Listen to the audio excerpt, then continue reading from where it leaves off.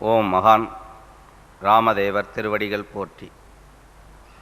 பிராணயாமம் நெறிமுறை ஆசிகாண்டம் இரண்டாவதாக வந்துள்ள சுவடியையும் படிக்கின்றோம்.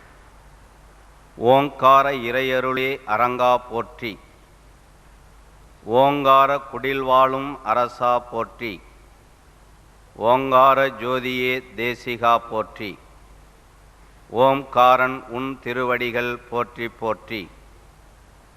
போற்றியே ராமதேவர் யான் பிராணயாமயாசி, புகழ வந்தேன் இதன் காலம் அறிவாயப்பா. போற்றிடும் நாள் விக்கிரம ஆண்டு மாசி 17ஆம் நாள், பூ உலகில் தொண்டர்கள் ஞான வாழ்வு சிறக்க, சிறக்கவே நெறிமுறைகள் அளிக்க வந்தேன். சிறப்பு பெற முறை செய்தால் யோகம் சித்தி, அருள்ஞான நிலை ஓங்கும் தொண்டருக்கும் அருமுகன் உன் ஆசியினால் மகான்களாவார். மகான் நிலை அடைந்திட நெறிமுறைகள் மகான் ராமதேவர் வழங்குவேனே. யோகத்தின் முதல் நிலையே பிராணயாமம், ஓங்காரன் நீ அறிவாய் என்று சொல்வேன். சொல்லிடவே பிராணயாமம் செய்யும் தொண்டர் சிறப்பு பெற உப்பு புளி காரம் குறைத்து, நல்விதமாய் அசைவ உணவனைத்தையும் நீக்கி, நவீன உணவு தேநீர் கொக்கோ காப்பி நீக்கியே முறை செய்தால் மிகவும் நன்று. நிலமதனில் பொடி பீடி வெண்குழல்வத்தி சிகரெட், ஊக்கமிலா லாகரியாம் புகையிலை நீக்கி, உடம்புதான் ஆலயம் என்ற நிலை உணர்ந்து உறுதியுடன் முறைகள் செய்தால் நீங்காது பல யுகங்கள் வாழலாமே.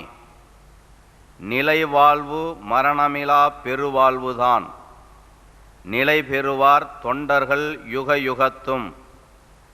யுகயுகமாய் வாழ்ந்திருக்கும் சூட்சமம் சொல்வேன், யுகங்களிலே ஞானியாக்கி உழவ வைப்பேன். யுகமதிலே பீடையிலா வாழ்வு அளிப்பேன், யுகத்தினிலே சூட்சமங்கள் பலவும் பெறுவார். பெற்றிடுவார் அரங்கர் உன் அருளினாலே, பிராணயாமம் சித்திக்கும் ஆசி உண்டு. பற்றறுத்த யோகி போல் காய சித்தி, பண்பான சீடர்கள் பெறுவாரப்பா. அப்பனே யோக சித்தி அடையும் தொண்டர், அறிவித்த என் வாக்கை சிரமேற்கொள்வார். ஒப்பில்லா அவர்களெல்லாம் ஞானியாவார். ஓங்காரன் உணர்ந்து கொள்வாய் உரைத்தேனப்பா. அப்பனே அன்பருக்கும் தொண்டருக்கும் அருள் சித்தி பெற்றிட நெறிமுறை தந்தேன். ஒப்பில்லா முறை செய்தால் வெற்றி. ஓதிவிட்டேன் நெறிமுறையின் இப்பாகம் முற்றே சுபம்.